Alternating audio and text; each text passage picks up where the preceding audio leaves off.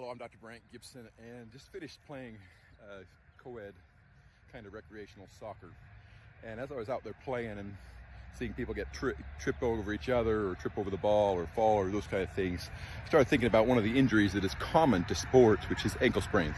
A lot of times you can get pretty significant ankle sprains stepping in a hole or tripping over somebody's foot or even stepping on somebody's foot, and it could actually be a pretty big deal.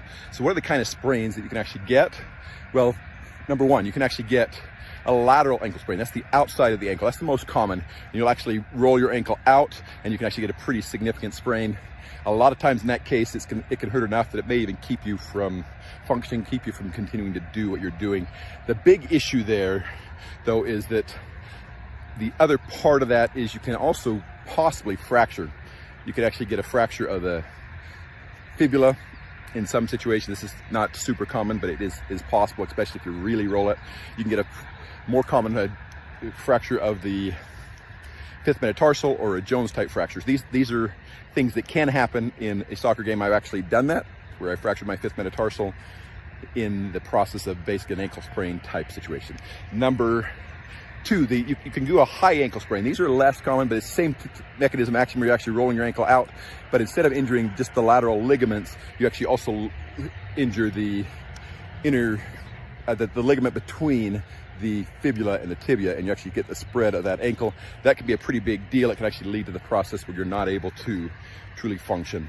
The third type, you can do a medial ankle sprain. These are really not super common. They're somewhat rare, but they can actually happen as well.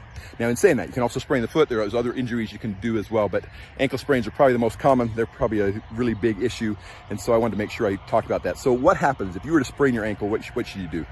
Big thing. I do recommend you don't take your shoe off initially. Keep it on.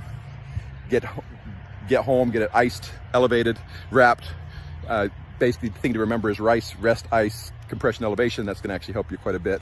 It is worth getting an x-ray to make sure it's not fractured, especially if the pain gets worse or if it keeps progressing throughout the day. If you can't walk on it or it hurts so much to walk on it because issues, again, it's worth getting an x-ray, getting it evaluated. This is Dr. Brandt Gibson, and this is your Podiatry Tips Day 348, ankle sprains in sports, common injury. If you'd like additional information, you can reach out to utahfootdoc.com, and we can actually help you find